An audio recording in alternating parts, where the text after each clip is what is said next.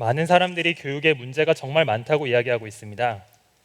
공교육이 충분한 역할을 하지 못하고 있고, 그래서 사교육에 대한 의존도가 높아지고 있으며 비싼 사교육비는 저출산의 최대 원인으로까지 지목이 되고 있죠. 교육 문제를 해결할 수 있는 여러 가지 접근 방법이 있을 것입니다. 그 중에 오늘 저는 지식을 습득하는 패러다임의 변화를 통해 이 문제를 해결하고자 하는 스타트업 놀이팀의 이야기를 들려드리고자 합니다. 아시다시피 우리나라의 대부분의 학생들은 사교육을 받고 있습니다. 그 중에 가장 큰 비중을 차지하는 과목은 단연 수학 과목입니다. 저희 놀이팀의 멤버들은 약 5년 전 서울 대치동에서 수학교육 업체를 창업한 적이 있습니다. 어떤 식으로 수학 공부를 해야 되는지에 대한 책을 써서 베스트셀러에 오르기도 했었고, 수학 공부 컨설팅 프로그램을 운영하기도 했었으며, 직접 수학 학원을 만들어서 누적으로 약 3천여 명의 학생들을 지도한 바 있습니다. 많은 학생들을 가르치면서 저희가 뼈저리게 느끼게 된 것은 학생들은 정말 어떤 과목보다도 수학을 어려워한다는 것입니다. 왜 이렇게 학생들이 수학을 어려워하는 것일까요? 저희들은 크게 세 가지 구조적인 문제를 찾을 수 있었습니다. 첫 번째 문제는 수학 과목 자체가 사실은 원래 어렵다는 것입니다. 지금 보여드리는 이미지는 딱 봐도 어려워 보이지 않나요? 중학교만 들어가도 외계에서 온 수식 같은 게 가득 찬 수학 교과서와 싸워야 합니다. 보기만 해도 현기증이 나죠. 이런 걸 처음부터 재밌다고 하면 그게 더 이상한 사람일지도 모르겠습니다. 사실 더 근본적인 문제는 수학 과목의 커리큘럼 자체가 쌓이면서 점차 더 어려워진다는 특징을 가지고 있다는 데 있습니다. 암기 과목의 경우에는 내가 예전에 공부를 열심히 했든 그렇지 않든 지금 시험 범위에 나오는 것만 열심히 공부하면 누구나 좋은 성적을 거둘 수 있습니다. 하지만 수학은 다릅니다. 예를 들어서 중학교 1학년 때 나오는 방정식을 열심히 공부했지 않았던 학생들은 중학교 2학년 때 나오는 연립방정식이나 3학년 때 나오는 2차 방정식에서 헤맬 수밖에 없게 되죠. 수학에서 한번 내가 개념을 놓치거나 공부를 게을리했던 시간들은 점차 내가 진도를 나감에 따라 감당할 수 없는 큰 부채로 다가오게 됩니다. 이런 과정에서 많은 학생들이 과외의 도움을 필요로 하게 되는 것이죠. 두 번째는 우리가 지금까지 늘 겪었던 집합식 수업 방식의 한계점에 있습니다. 지금 보여드리는 화면은 약 100년 전 미국의 한 학교의 풍경입니다. 한 명의 선생님이 많은 학생들 앞에서 똑같은 책과 커리큘럼으로 수업을 하고 있는 모습을 확인하실 수 있을 겁니다. 그리고 지금 보여드리는 화면은 작년에 미국의 한 학교의 풍경을 찍은 사진인데요. 시청각 자료가 등장하긴 했지만 기본적으로 선생님 한 명이 많은 학생들에게 똑같은 커리큘럼으로 수업을 하고 있다는 점에서 근본적인 차이는 없어 보입니다. 100년이 지났음에도 우리의 교육 현장은 크게 달라지지 않은 것이죠. 이러한 집합식 수업 방식은 수학 과목처럼 학생이 직접 문제를 풀어보고 내가 모르는 부분이 어디 있는지 파악해서 복습해야지 비로소 학습이 완료되는 과목에 대해서는 명백한 한계점을 가지고 있습니다. 학생들은 모든 학생들은 자기가 알고 모르고 있는 내용이 틀릴 수도 있으며 지식을 받아들이는 속도도 다를 수 있습니다. 하지만 우리의 교육 현장은 지나치게 폭력적입니다. 한 명의 선생님이 나아가는 속도에 자신들을 맞춰야만 합니다. 중간에 모르는 내용이 있어도 손을 들고 질문하기 어렵습니다. 눈치가 보이고 주변 학생들에게 방해가 된다고 생각할 수도 있겠죠. 이 과정에서 점차 모르는 것들이 쌓이기 시작하고 어느 순간 공부를 포기하게 되는 학생들이 속출하게 됩니다. 선생님 입장에서는 어떨까요? 여러 개의 반을 돌아다니며 마치 동영상을 녹화했던 것을 똑같이 재생하듯이 칠판에 강의를 할 뿐입니다. 학생들의 점수는 알고 줄을 세울 수는 있겠지만 어떤 학생들이 어떤 내용을 몰라서 공부를 힘들어하고 있는지에 대해서는 알 방법이 없습니다. 설사 안다고 하더라도 그들에게 개별적인 도움을 줄 수 있는 방법이 없습니다. 세 번째는 종이책의 편집의 한계에 있다고 생각하고 있습니다. 우리가 중고등학교 때 지겹도록 풀었던 수학 문제집을 생각해 봅시다. 일단 문제가 너무 많은 것 같죠. 근데 정작 큰 문제는 단순히 문제가 많다기보다도 정작 나에게 도움을 줄 수 있는 문제는 충분하지 않다는 데 있습니다. 예를 들어서 중위권 정도의 학생만 하더라도 일반적인 문제집에 들어있는 한 1000여 개의 문제들 중에서 정작 나에게 도움을 줄 수 있는 문제는 많아야 한 200~300개 정도입니다. 즉 시험에 나왔을 때 내가 정말 몰라서 틀릴 만한 문제는 그렇게 많지는 않다는 것이죠. 하지만 문제집의 경우에는 모든 학생들을 대상으로 표준화된 문제집을 편집할 수밖에 없기 때문에 하나의 유형에 대해서 같은 숫자의 문제밖에 낼 수가 없습니다. 그렇기 때문에 정작 내가 모르는 부분에 대해서는 충분한 설명이나 문제를 담지 못할 수 있는 것이죠. 문제집의 더 큰 문제는 학생들이 혼자 답안을 보고 이해하기 어렵다는 데 있습니다. 수학은 예전에 배웠던 내용을 학생들이 완벽하게 이해하고 있다는 가정하에 다음 내용을 더 쌓으면서 진행하게 됩니다. 인수분해를 처음 배울 때는 인수분해하는 과정을 줄줄이 자세하게 설명하지만 이후에 2차 방정식을 나갈 때는 인수분해를 하면 이렇게 됩니다라는 한 줄의 설명으로 넘어가 버립니다. 공감하시겠지만 모든 학생들이 인수분해를 한번 배웠다고 완벽하게 알고 있는 것은 아닙니다. 이 과정에서 학생들이 답지를 보고 스스로 이해를 못하게 되고 역시나 개별적인 과외학습의 도움을 필요로 하게 되는 것이죠. 저희는 결국 전통적인 교육 방식에서는 학생 한 명 한 명을 맞출 수 있는 이상적인 교육은 구현하기 어렵다는 결론을 내렸습니다. 그리고 맞춤형 교육 솔루션이 필요하다는 결론을 내리게 되었습니다. 학생 각각이 디지털 디바이스를 가지고 공부를 하면서 자기가 모르는 부분을 컴퓨터가 분석을 해주고 거기에 맞는 개인화된 커리큘럼을 가지고 공부할 수 있는 솔루션이 있다면 굉장히 이상적일 것이라는 꿈을 꿨습니다. 그렇다면 어떠한 모습으로 솔루션을 만들어야 할까요? 보통 디지털 솔루션이라고 하면은 메가스터디와 같은 단방향으로 동영상을 제공하거나 아니면은 교과서를 스캔한 것 같은 수준의 전자책이나 아니면 단순히 문제들이 막 들어있는 그런 문제은행 정도를 쉽게 만들 수 있다고 생각할 수 있을 것입니다. 하지만 저희는 그런 식의 방식으로는 지금 있는 문제를 해결할 수 없다고 생각했습니다.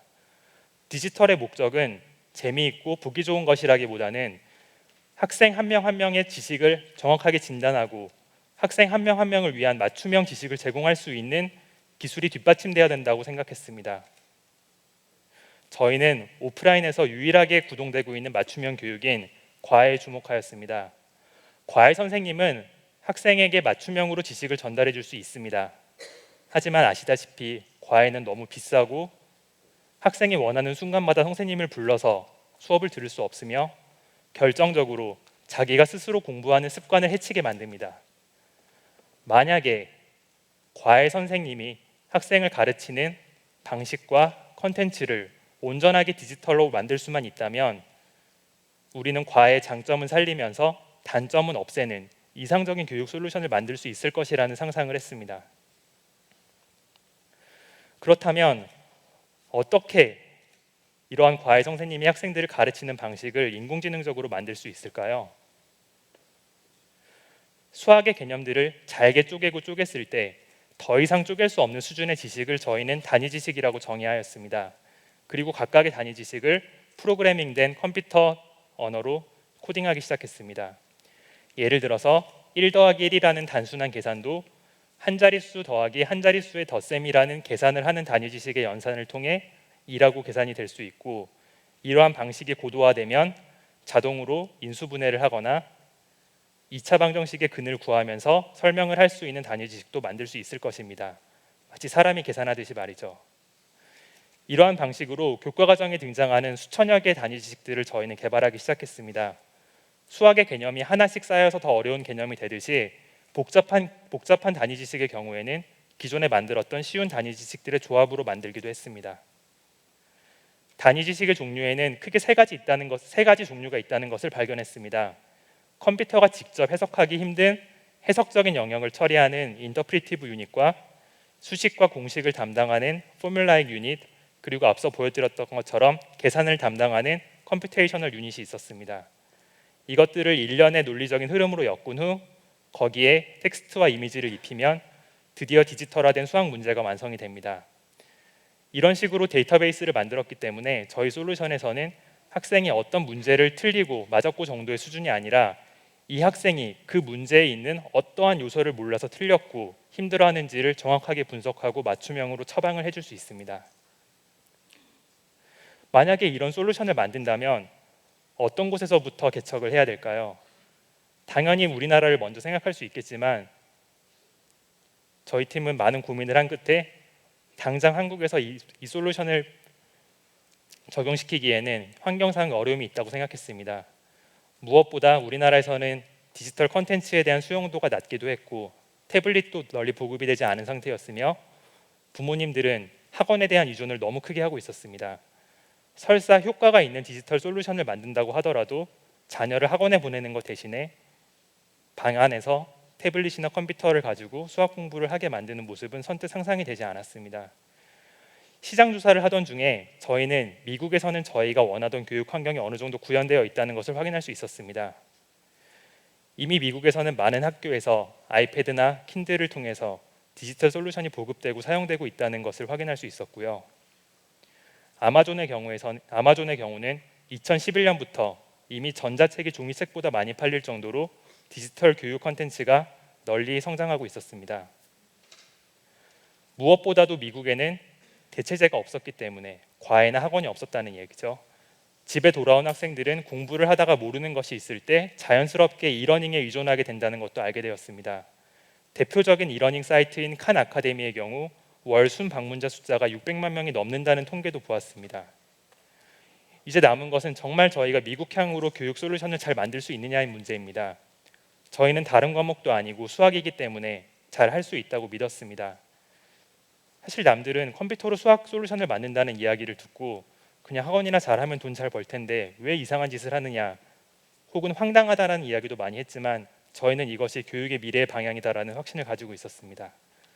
이렇게 해서 재작년부터 미국향으로 솔루션을 만들기 시작했습니다. 잠시 서비스 데모 화면을 보여드리겠습니다.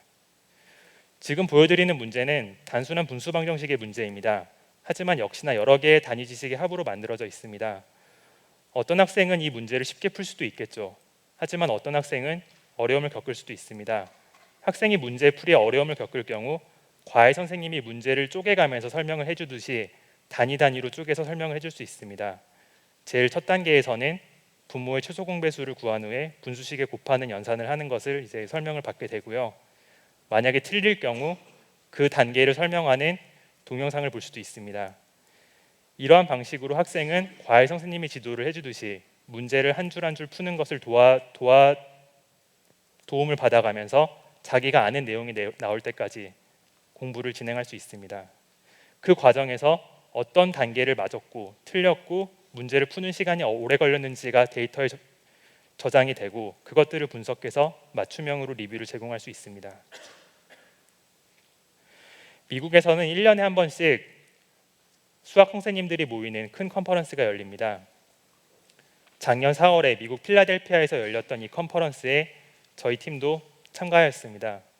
수백 개가 넘는 현지 수학교육 업체들의 틈바구니 속에서 저희 솔루션은 정말 마음에 든다. 나오면 학교에서 꼭 직접 사용해보고 싶다는 기대를 뛰어넘는 평가를 받았습니다. 저희 스스로도 정말 이것이 맞는 방향일지에 대해서 고민이 많았는데 이 컨퍼런스 참여를 통해서 확신을 가지게 된 것이죠.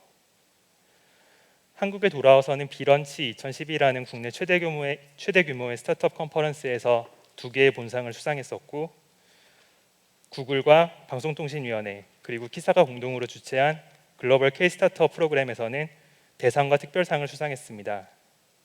그리고 작년 말 소프트뱅크 벤처스로부터 15억 원의 투자를 이끌어냈습니다. 무모하게 시작됐던 놀이팀의 도전이 조금씩 인정을 받기 시작한 순간이었습니다.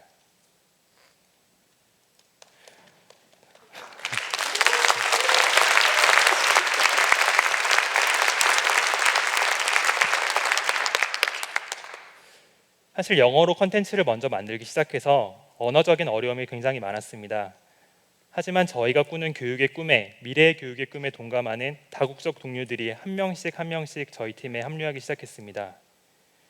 한국인뿐만 아니라 미국인, 캐나다인, 호주인 그리고 멕시코에서 온 친구들까지 같이 모여서 일을 하면서 저희는 지금 미래의 교육을 만들고 있습니다. 사람들과 이야기하다 보면 디지털 교육에 대한 편견을 느낄 때가 많습니다. 비인간적이거나 삭막한 느낌이 든다는 것이죠. 다시 한번 생각해 봅시다. 우리는 디지털 교육 솔루션을 통해서 학생은 자기가 모르는 부분을 정확하게 알 수 있으며 거기에 대해서 정확한 처방을 받을 수 있습니다. 남들이 진도하는 속도에 맞춰서 공부를 하지 않아도 되고 남들보다 개념을 조금 늦게 이해했다고 학습 부지나 소리를 듣지 않아도 됩니다. 선생님은 비로소 학생 한 명 한 명이 어떤 것을 알고 모르는지를 알고 학생에게 집중해 줄 수 있습니다. 정말 디지털 교육이 비인간적인 것일까요? 놀이팀은 어떤 종류의 성공을 거두었다기보다는 이제서야 막 한 걸음 두 걸음을 떼고 있는 스타트업입니다. 그럼에도 이런 세바시 같은 무대에 나와서 여러분들에게 이야기를 드릴 수 있겠다고 생각했던 이유는 저희가 꾸고 있는 미래의 교육에 대한 모습을 조금이나마 공유를 하고 싶었기 때문입니다. 저는 스타트업의 프로덕트 매니저로서 다음과 같은 꿈을 꿉니다. 인류를 보다 조금이라도 이상적인 방향으로 만드는 프로덕트를 만드는 꿈이죠. 산업혁명 이후에 세상을 가장 크게 바꾼 것은 세탁기라는 말이 있습니다. 살림살이 때문에 집안에서만 일을 해야 했던 여성들이 세탁기를 통해서 집 밖으로 나가고 사회생활을 하고 문화생활을 즐길 수 있게 되었다는 것이죠. 저는 교육의 영역에서도 그러한 종류의 혁신이 조금씩 다가오고 있는 것을 느낍니다. 맞춤형 교육 솔루션을 통해 학생은 비싼 사교육을 받지 않아도 가장 효과적인 방법으로 자기에게 맞는 내용을 공부할 수 있는 세상이 열릴 것입니다.